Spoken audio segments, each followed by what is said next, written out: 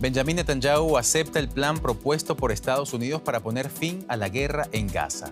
Así lo aseguró el primer ministro israelí junto a Donald Trump en la Casa Blanca. El plan, que consta de 20 puntos, contempla un gobierno de transición en el enclave supervisado por el propio Donald Trump y sin Hamás. ¿Lo aceptará la milicia islamista? Lo vemos en esta nueva edición de DW Noticias en vivo desde Berlín. Titulares. El plan presentado por la Casa Blanca establece el cese inmediato de las hostilidades y la reconstrucción del enclave palestino. Donald Trump ha advertido a Hamás que si no acepta los términos del acuerdo, reforzará su respaldo a Israel para proseguir la guerra. De inmediato nos vamos a Washington y a Tel Aviv para conocer los detalles. También el presidente ucraniano Volodymyr Zelensky propone crear un escudo aéreo europeo para defender los cielos del continente de cualquier agresión rusa. La propuesta la hizo durante una cumbre de líderes en Varsovia. Pero ¿cómo reaccionó el bloque? Se lo contamos enseguida. Y más adelante, Nicolás Maduro tiene listo un decreto para declarar un estado de excepción en Venezuela que le da poderes especiales en caso de agresión de Estados Unidos. El anuncio llega en medio de fuertes tensiones con Washington por los ataques contra embarcaciones venezolanas supuestamente vinculadas al narcotráfico.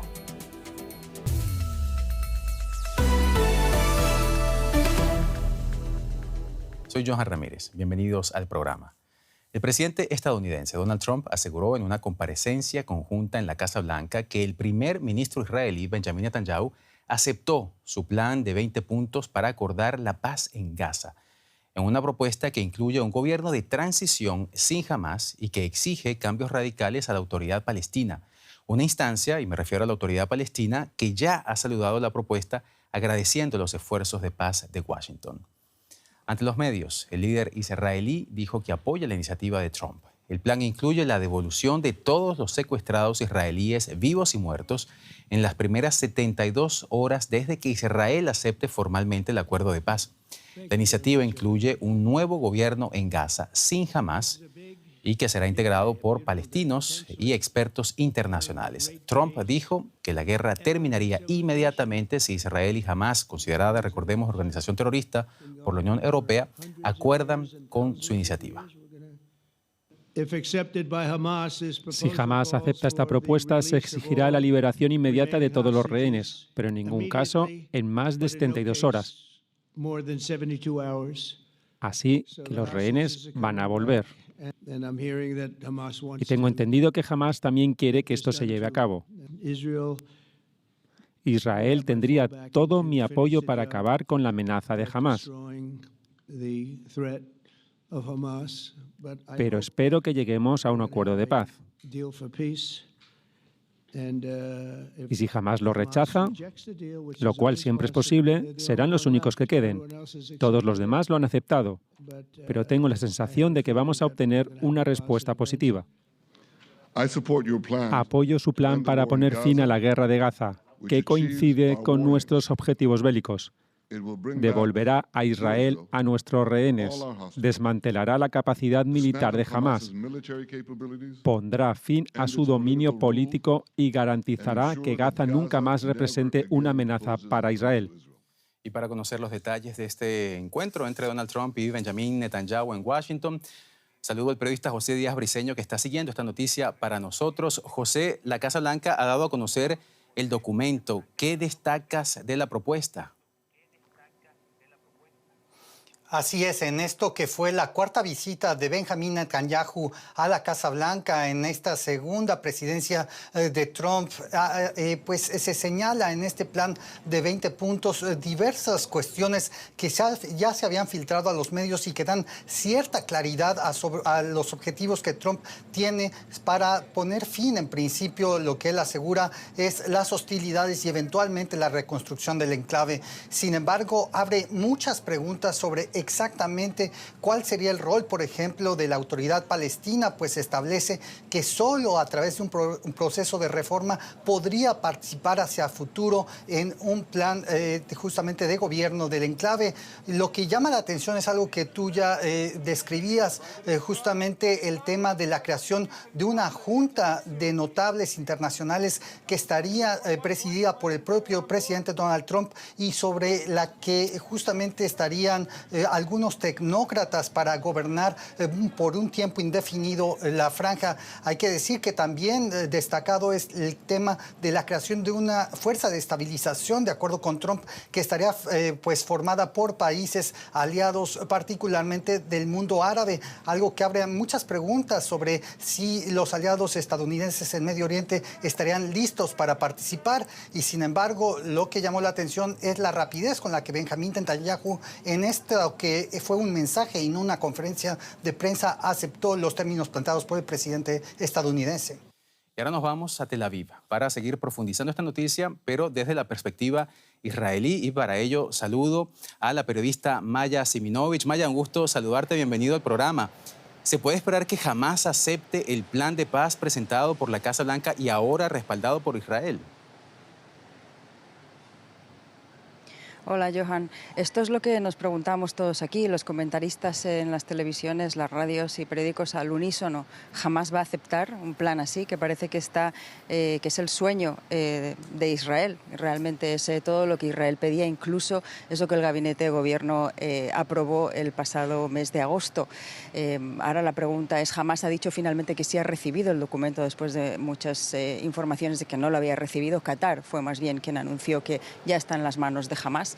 Y ahora se está esperando una respuesta de ellos, a ver qué es lo que dicen con este plan, que realmente a todas luces también, esto lo ha dicho un alto cargo de Hamás, parece que está mucho más inclinado a lo que desea Israel que a lo que desea Hamás.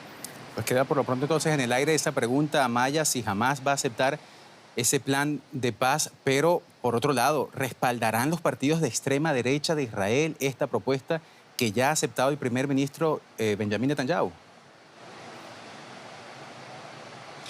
Pues también es algo que está en la incógnita, pero satisface mucho más a los deseos de Israel. Significa que se va a desarmar a Hamás. No va a tener ningún papel en la gobernanza de Gaza de la posguerra. Tampoco la Autoridad Nacional Palestina, que era algo que exigía el gobierno israelí, salvo que se reforme. Es algo muy amorfo. ¿Qué quiere decir la reforma? ¿Cómo se implanta? En general, todo el plan está bastante en el aire, pero los puntos fundamentales son los que Israel deseaba también. Retirada de Israel en algún momento en el que Hamás ya estuviera desarmado y ya hubiera una autoridad internacional y multinacional gobernando en Gaza. Sin embargo, todavía se quedaría en el perímetro de Gaza por tiempo indefinido, tratando de que un 7 de octubre no vuelva a suceder. Todo esto satisface bastante a la ultraderecha israelí, menos a los que creían que podían reimplantar colonias en Gaza y ocuparlo completamente. Lo que pasa es que esto era una minoría, es una minoría, sin embargo está en el gobierno. Pero es posible que se conformen con esto, por lo menos de manera temporal. Y de la guerra en Gaza nos vamos a la guerra en Ucrania, que nos sigue dejando imágenes devastadoras. En las últimas horas, un nuevo ataque ruso ha golpeado zonas residenciales en distintas ciudades del país. Kiev, Sumi, Odessa, Zaporilla han sido blancos de bombardeos que han dejado heridos, daños materiales y escenas de angustia entre la población civil. El presidente ucraniano, Volodymyr Zelensky, ha condenado lo ocurrido calificándolo como un acto de terror premeditado. A continuación, la crónica de esta nueva jornada de violencia en Ucrania. Secuelas de un ataque ruso contra un barrio de Kiev. Este edificio residencial de 5 plantas fue uno de los objetivos alcanzados. Ventanas destrozadas, autos dañados, heridos. En esta zona no hay arsenales ni centrales eléctricas. Pensábamos que aquí estaríamos seguros, pero nos han atacado. Durante los ataques que duraron 12 horas, Rusia también atacó otros lugares de Ucrania, fábricas y edificios residenciales en Sumi y Odessa. En el sureste, en Zaporilla, varias personas tuvieron que ser rescatadas de un edificio en llamas que había sido alcanzado por drones rusos. El presidente Zelensky condenó el ataque, calificándolo de terror salvaje y premeditado. Este vil ataque es exactamente como Rusia declara su verdadera posición. Moscú quiere seguir luchando y matando y merece la presión más dura del mundo. Mientras los esfuerzos diplomáticos para detener la guerra han fracasado hasta ahora, Rusia continúa con su ofensiva, dejando a millones de ucranianos vulnerables ante las devastadoras consecuencias de esta guerra. Y a propósito de la guerra en Ucrania, en Polonia, líderes europeos y expertos en seguridad participan en el Foro de Seguridad de Varsovia para tratar los principales retos de defensa en el continente. Antes del encuentro, los ministros de Exteriores de Alemania, Francia y Polonia mantuvieron conversaciones dentro del llamado Triángulo de Weimar. Entre los temas centrales se encuentran las incursiones rusas en el espacio aéreo de la OTAN y el apoyo de Europa a Ucrania. En un mensaje por videoconferencia, el presidente ucraniano Volodymyr Zelensky propuso crear un sistema de defensa aérea conjunto frente a las amenazas de Rusia. Y para profundizar en esta cumbre que ha tenido lugar en Varsovia, saludo al periodista Ricardo Marquina, experto en temas rusos, que nos acompaña desde Tallin. Ricardo, un gusto saludarte, bienvenido al programa. Ya escuchamos la propuesta del presidente ucraniano. ¿Ha habido reacciones en este sentido por parte de los socios europeos? Hola, buenas noches. Reacciones bastante tibias, moderadas. De momento, la más notable por parte alemana, que dicen que sí, que ven con buenos ojos aumentar la cooperación con Ucrania, tanto en la fabricación como en el desarrollo y la utilización de estos drones. Pero no ha habido más allá de estas buenas palabras con respecto a Ucrania. Por supuesto, Zelensky no consigue lo que en el fondo estaba buscando, un compromiso de los países europeos de que ellos, los países de la OTAN, especialmente los europeos, Polonia, Alemania y Rumanía, podrían derribar de manera conjunta drones y aviones que estén atacando a Ucrania. Eso no está sobre la mesa. Rusia ha dicho muchas veces que eso supondría un enfrentamiento directo entre la OTAN y Moscú, y eso de momento no hay ningún país europeo que se avenga a cooperar tan profundamente con Ucrania, lo que se consideraría en muchos casos pues una declaración de guerra a Moscú. Aunque sí hemos visto, insisto, por parte de Alemania una predisposición buena a trabajar conjuntamente en el desarrollo de un sistema común. Ricardo, esta propuesta de Zelensky se produce en un contexto muy particular y me refiero a las recientes incursiones rusas en Polonia, Estonia, Rumania, Dinamarca. ¿Tiene Europa un plan, una estrategia conjunta para proteger su espacio aéreo? Pues a veces parece que sí, a veces parece que no. Desde luego, hace pocas semanas yo te habría dicho que no. Ahora todos son prisas después de esas incursiones en Estonia, en Rumanía, en Polonia, en el espacio aéreo del Báltico, y habría dos grandes planes. Uno es escudo de drones que se planea desde Dinamarca por las 3 repúblicas bálticas donde me encuentro hasta Polonia y Rumanía, y otro el despliegue de aviones de la OTAN, de los Rafale franceses, también de Dinamarca, también de Francia, en Polonia, en Rumanía, y reforzar la presencia de la OTAN en el Báltico. Tenemos esos dos planes. Uno, el de los drones, sería estrictamente europeo, y el segundo, el refuerzo de tropas y sobre todo de presencia aérea, sería de la OTAN. Estos planes deberían estar implementados completamente de aquí a 2030, que es cuando desde fuentes europeas dicen que Rusia estaría en capacidad de lanzar un ataque completo contra los países de la OTAN. Pero de momento todos son planes y su implementación parece que va a ser extremadamente compleja. El bloque europeo se apresura para asegurar su espacio aéreo, en especial en el flanco este. Lo conversábamos con Ricardo Marquina desde Tallin. Muchas gracias, Ricardo. Hasta la próxima. A ustedes. Gracias a ustedes. Y seguimos hablando de guerras. Y es que actualmente en los conflictos mundiales encontramos un elemento común desde Oriente Medio hasta Ucrania, y me refiero a la proliferación de los drones. Los ejércitos de todo el mundo se apresuran a encontrar una respuesta a la amenaza que suponen estos ejércitos de aeronaves no tripuladas, muy baratas, pero al mismo tiempo muy letales. Muchos han puesto sus miras en las armas láser como una posible solución. La capital de Ucrania bajo un bombardeo de drones. Israel atacado por Irán con misiles y drones. Incluso Polonia, país de la OTAN, ha visto cómo drones rusos violaban su espacio aéreo. Estos aparatos, baratos y abundantes, son cada vez más difíciles de combatir. Los tradicionales sistemas de defensa antiaérea como el Patriot se diseñaron para derribar grandes amenazas como misiles de crucero. Estos sistemas son caros y difíciles de reemplazar. Ucrania ha movilizado cazas F-16 para perseguir drones e incluso ha puesto en servicio viejos aviones de hélice. Los drones suelen volar en enjambres que incluyen aparatos ficticios sin armamento, más baratos y que también deben ser derribados. Durante años los ejércitos han experimentado con sistemas láser para derribar amenazas aéreas. Ahora Israel afirma que ha probado con éxito un sistema láser de alta potencia que puede destruir drones con rayos de alta energía. Afirma que sus láseres llamados Iron Beam entrarán en funcionamiento a finales de este año para su uso contra drones, cohetes, morteros y aviones. Los sistemas láser tienen muchas ventajas. Interceptar un dron con láser puede costar entre 1 y 5 dólares, mientras que los interceptores de cohetes cuestan a partir de $50.000 cada uno. Una batería Patriot puede costar 1.000 millones de dólares y tardar años en fabricarse. Las desventajas de los láseres incluyen un rendimiento deficiente en condiciones de lluvia o tormenta y un alcance limitado en comparación con los sistemas convencionales. No solo Israel está trabajando en ello. Una empresa australiana afirma haber vendido un sistema por unos 80 millones de dólares a un país miembro de la OTAN cuyo nombre no ha revelado. La Agencia de Defensa de la Unión Europea y Ucrania también han desarrollado armas láser y China exhibió su sistema láser LY-1 en su desfile militar de 2025. Su ejército ya está utilizando este sistema.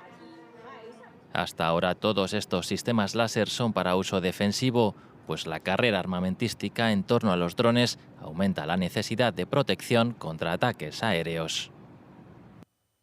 Y cambiamos de tema. Los líderes europeos han elogiado a los votantes moldavos por otorgar al partido gobernante pro-occidental una clara mayoría parlamentaria en las elecciones celebradas este fin de semana. Sin embargo, las elecciones que se consideraban una clara elección entre este y oeste también han suscitado una considerable reacción negativa. La clara victoria del Partido Acción y Solidaridad asegura la mayoría parlamentaria a la presidenta Sandu. Además, coloca la adhesión a la Unión Europea en un horizonte más concreto. Todos queremos lo mismo: vivir en paz, en libertad, garantizar a nuestros hijos un futuro bueno y seguro en nuestro país.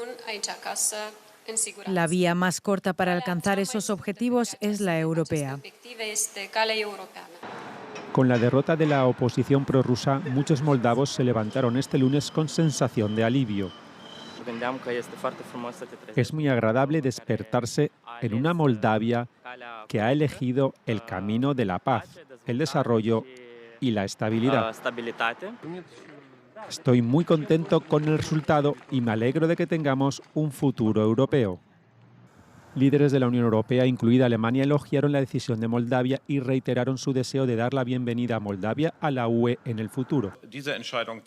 Esta decisión demuestra el poder de la visión de Europa, de la visión de la Unión Europea. Es también un mensaje para nosotros. Nos tomamos muy en serio esta elección del pueblo moldavo y haremos todo lo posible para seguir apoyando firmemente a Moldavia en su camino hacia la Unión Europea. Las elecciones se vieron empañadas por la repetida injerencia rusa en forma de compra de votos, ciberataques y amenazas, lo que hace que el resultado sea aún más satisfactorio para los líderes pro-occidentales. Esta mañana hablé con Maya Sandu. La he felicitado. Rusia no ha conseguido desestabilizar Moldavia, incluso después de gastar enormes recursos para socavarla y corromper a todo el que ha podido. Pero no todo el mundo está contento. Los partidos prorrusos se manifestaron este lunes para denunciar lo que consideran unas elecciones amañadas. El expresidente y miembro del bloque electoral patriótico Igor Dodon se encontraba entre los manifestantes reunidos frente al Parlamento. Trabajaremos por la verdad y la justicia porque la gente está cansada de vivir así. Los próximos 4 años serán muy difíciles. Mira a dónde nos ha llevado esto. Usted mismo ve cómo vivimos en la pobreza. No podemos seguir así. Aparte de esas manifestaciones, la decisión de Moldavia se considera una victoria clave para la democracia occidental. Tiempo ahora para las noticias económicas con mi compañera Rosa Casares. ¿Qué tal, Johan? Empezamos en Alemania. Hoy una noticia de Lufthansa chocaba con los mercados. La aerolínea alemana anunció este lunes que planea reducir 4.000 puestos de trabajo de aquí al año 2030. El consorcio alemán, que recientemente adquirió el 41% de las acciones de la aerolínea italiana ITA, cuenta con 103.000 empleados en todo el mundo. El recorte de personal afectará principalmente a Alemania y se aplicará en puestos administrativos sin afectar la operación. Estados Unidos busca reactivar la industria del carbón en la generación eléctrica, que pasó del 50% en el año 2000 al 15% en 2024, debido al auge del gas natural y las energías renovables. La administración Trump anunció recientemente medidas para aumentar la producción de carbón, incluyendo la apertura de 5 millones de hectáreas de tierras federales para la minería y una inversión de 625 millones de dólares para modernizar plantas de energía a base de carbón. La semana pasada, ante la Asamblea General de la ONU, el presidente estadounidense calificó como un fraude el cambio climático y la energía verde como un engaño. Bueno, y Trump ya firmó varios decretos para regresar al uso del carbón. De esto hablamos con Ana Nieto, nuestra analista financiera allá en Nueva York. Ana, ¿qué tal? ¿Cómo estás? ¿Cuál es el detalle de los planes de Trump para insuflar nueva vida en la industria del carbón? Sí, el secretario de Energía, Chris Wright, ha dicho que la industria del carbón lleva años bajo asalto y por eso es necesaria una estrategia para revivirla que esté activa en varios frentes. El primero de ellos es abrir más minas para la explotación, por eso la apertura de tierras públicas federales equivalentes a la extensión de Holanda. La Agencia de Información de la Energía certifica que hay más reservas de carbón en Estados Unidos que de petróleo y de gas natural, y la Administración quiere aflorar tanto como sea posible de esta fuente de energía que ha sido desplazada en los últimos años en muy buena medida por las técnicas más modernas de extracción del gas natural con el fracking. El segundo frente es reducir el pago de royalties precisamente por que se pagan al Estado por el uso de estas tierras federales, se pone más barato. En tercer lugar, se pone muchas más ayudas para la modernización de las plantas de carbón, estos más de 600 millones de dólares a los que te referías. Muchas de las plantas están en la cuenta atrás para su cierre, pero el gobierno de Trump no quiere que se cierren ni está manteniendo artificialmente la vida de algunas de estas plantas. Y por último, la Agencia de Protección Ambiental, que ya ha borrado muchas de sus regulaciones, está preparada para borrar las concernientes a las emisiones de carbón. Hablamos de cifras impresionantes, Ana, y todo este apoyo a la industria fósil coincide con una política contraria a las energías renovables. ¿Cómo están las cosas en el sector? Muy difíciles para una industria que realmente el año pasado fue responsable de casi más del 22% de la generación eléctrica, aunque aún está bastante por detrás en su desarrollo a lo que ocurre en Europa y en China sobre todo. La Administración ha prohibido nuevos proyectos, tanto solares como eólicos, en tierras federales, está eliminando incentivos y ha querido parar, en algunos casos con éxito, nuevos proyectos de energía eólica en el mar. Son proyectos que dan empleo a unos 17.000 personas de forma directa e indirecta y estarían preparados para dar electricidad a unos 5 millones de hogares. En un momento en el que la electricidad está subiendo, la demanda de electricidad en Estados Unidos, no solamente por la electrificación de muchas actividades como los coches, sino también por la industria cripto, por la industria de la inteligencia artificial. Pero la Administración está parando proyectos, sobre todo en la costa este, incluso que ya tenían permisos y financiación. E incluso está jugando la carta medioambiental diciendo que se está matando a ballenas por ello, cosa que la ciencia no ha probado. Ana Nieto, muchísimas gracias por estos análisis. Gracias.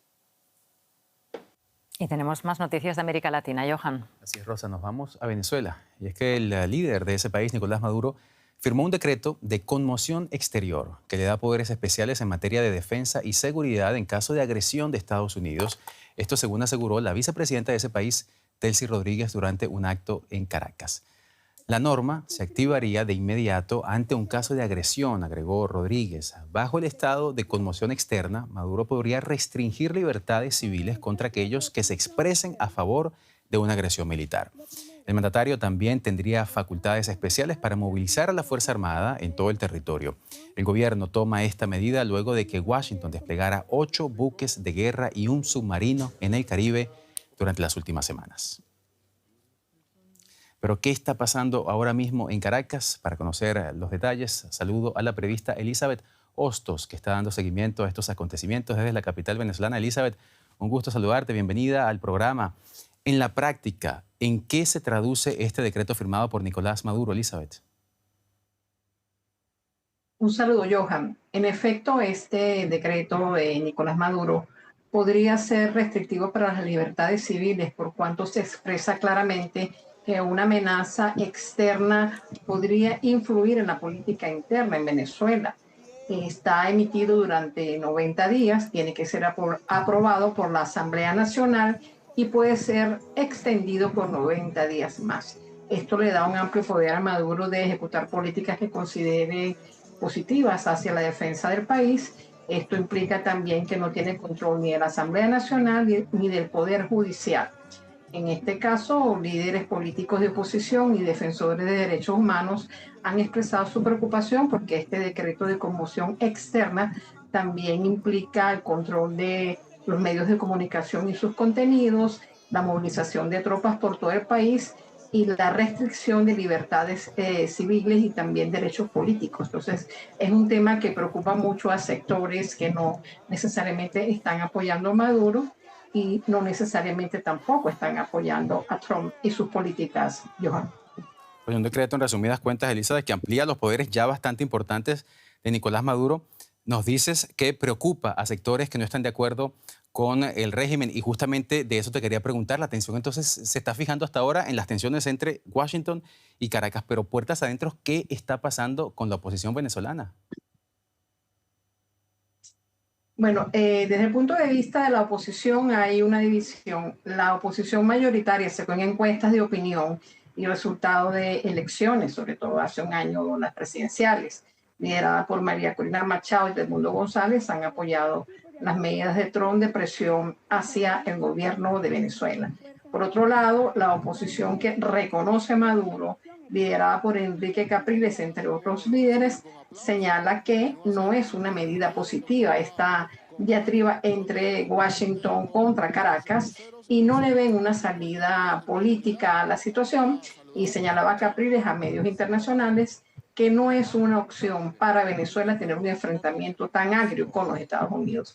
Pero tampoco señala qué pasa con el gobierno de Maduro, que no emite alguna información relacionada con la transparencia de las elecciones hace un año, o si tiene un puente hacia los líderes políticos de los partidos que están en contra y que tiene muchísima gente detenida. Por ejemplo, el 20 de Venezuela, liderado por María Corina Machado, el fin de semana tuvo algunos dirigentes detenidos, así como otros partidos políticos como Unidad Popular, y así como dirigentes sociales y sindicales que han estado presos sistemáticamente en los últimos días. Es un tema que divide a la oposición, sin duda, Johan. Tensiones entre Caracas y Washington, nos los contaba a la última hora Elizabeth Hostos desde la capital venezolana. Gracias, Elizabeth. Hasta pronto. Gracias a ustedes. Y así llegamos al final. Gracias por su atención. Hasta la próxima.